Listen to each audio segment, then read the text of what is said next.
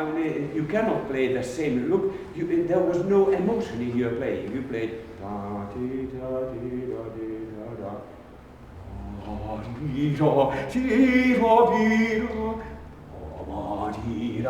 Please, and you played it in so quietly, like that, and there was no energy in this playing. Do it, please, all of us.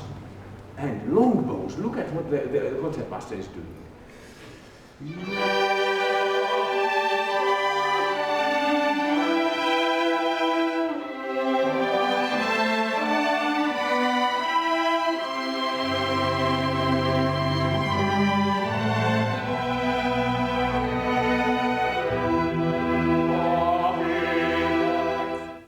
When you are studying in the music academy, you dream usually, everyone, not about to be a teacher. Everyone who picks up the violin, cello, piano, the beginning, you think so that you will be a soloist. And sometimes in your life, the call, the vocation is coming. I felt this vocation or call to be a teacher when I realized that my unborn daughter already reacted when I was practicing at home. And that was for me, even that I didn't see this child. I didn't know whether she will be a she or a he, but I felt that, well, we are responsible for the new generation. And this girl turned out to be a girl, and she's called Reika. She was very sensitive. She was, as people used to say, she was born with the violin. And so she heard the violin 9 months before she was born. Kodály told that music education should start 9 months before the child has been born. And I do undersign this statement. We should start the music education really at an early stage, early age. And she was for me a big, big motivation.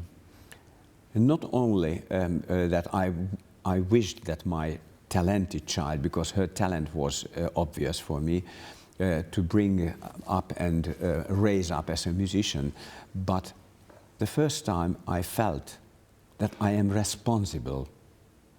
And that is interesting. I was 29 actually until I did not realize this responsibility.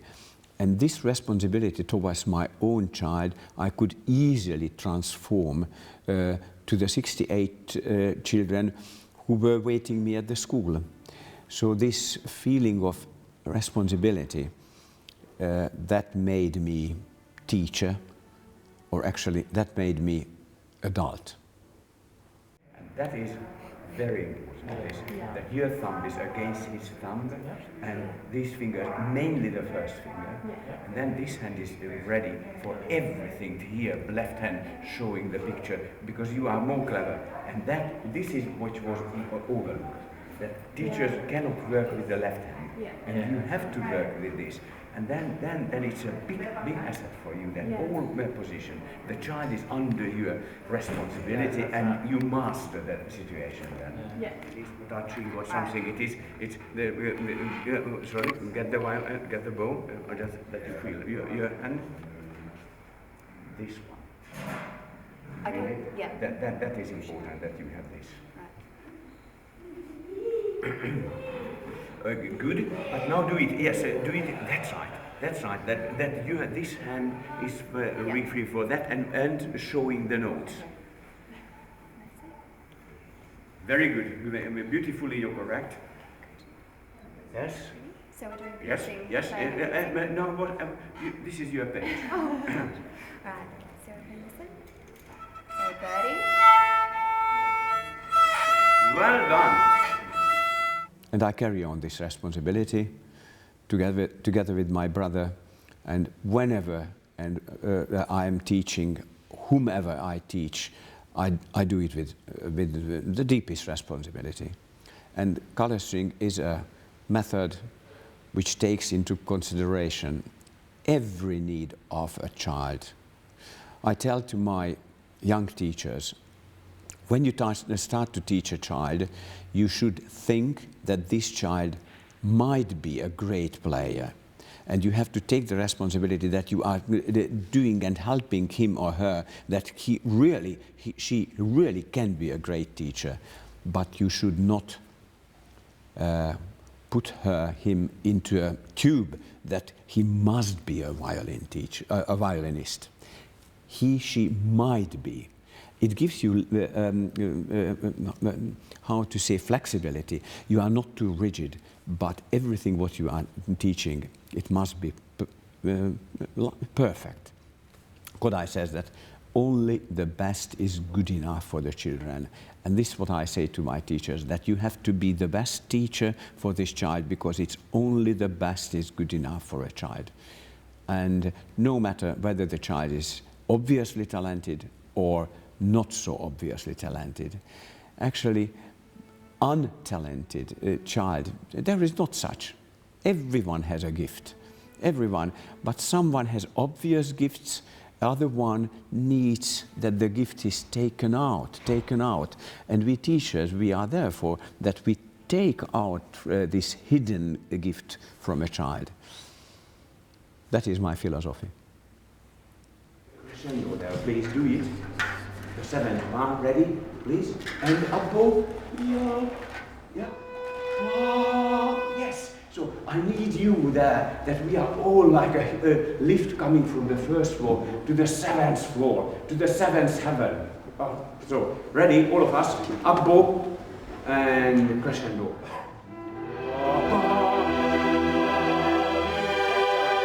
Did you feel there was energy there? It is lifting you somewhere else, somewhere. When you see a white note, it is always either crescendo or diminuendo. It is never, a whole note is never on the same level. It has function. It's like a bridge or like a lift, do you understand? Coming up, and the crescendo is more suitable for an up bow. I don't understand how you lost the bowing and you came down. From the beginning, remember that bar must be on the up bow. Vibrato. Yeah.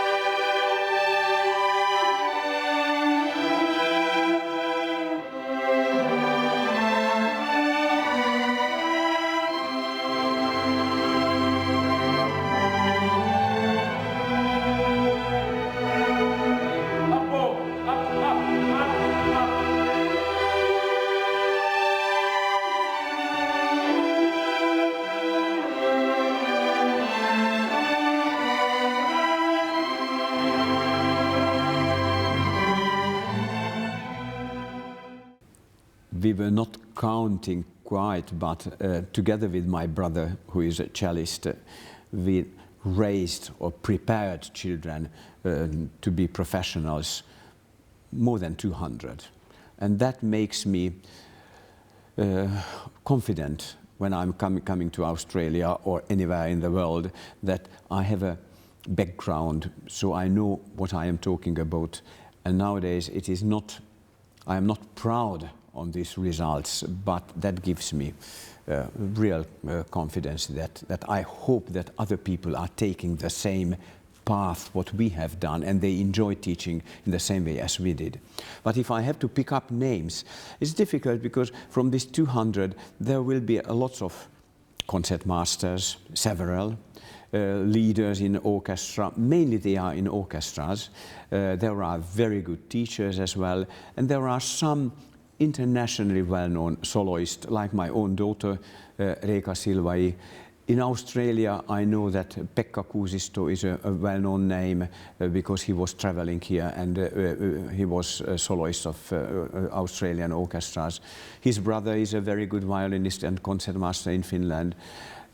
These two names I would say now who are performing regularly all over the world. But there are, again, in Berlin, leaders in not the Philharmonic, but in the opera orchestra. In Scandinavia, Göteborg, Malmö, Stockholm, we have several leaders in the orchestras. Finland is not enough anymore. There is not enough working possibilities for so many professionals, so they started to go abroad. And in the same time, naturally, the name of Colourstrings is spreading because they say to the people that I was trained. The basic teaching was Kodály-based Colourstrings. Ready? George, ready and...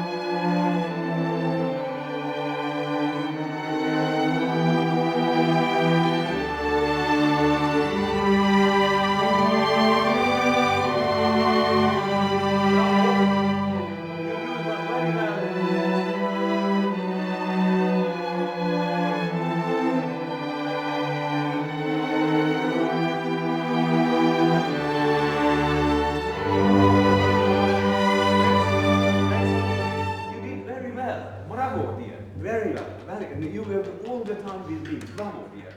79, I was first time in Australia. I was a very young person at that time, but because I was the founder, establisher, the Finnish Kodály Society, which I did in 76 or 77, I don't remember quite. I was invited to take part in the International Kodály Symposium, which was held in Sydney, 79. Before that, I was making in the Finnish TV a long program, Kodály-based program, which was actually revolutionary in Finland.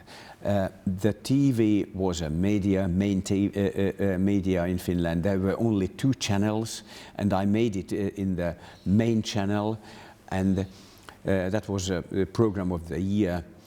All small violins were sold out in whole Finland, and later on we knew that more than 60% of the population regularly watched the program, which was made actually for small children, but as we learned later on, the whole population disregard age, they were watching the program. And that made a great impact on Finnish music education, and I think so this was one which contributed to the Finnish level quality, how they are teaching now music. And Finland, this small country, is now a great power in music, like Hungary was in the 50s, 60s, and the beginning of 70s, a great power in sport and music. So I came here 79 to Sydney, and I made friendship with several Australians at that time, and these Australians were coming to see our teaching in the 80s, 90s, and this century as well. I would say that we had 20, 30 Australian string teachers coming regularly to Finland and for a longer period. We have now a young lady who stayed in Helsinki and watching our teaching for more than 1 year.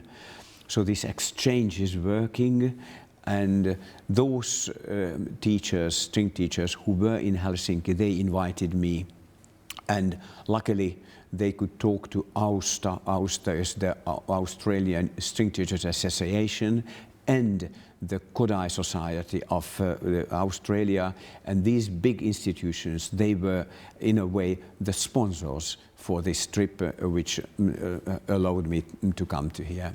I started in Brisbane and went to Toowoomba, Newcastle, Canberra, Sydney, Melbourne, and the last stop is Perth.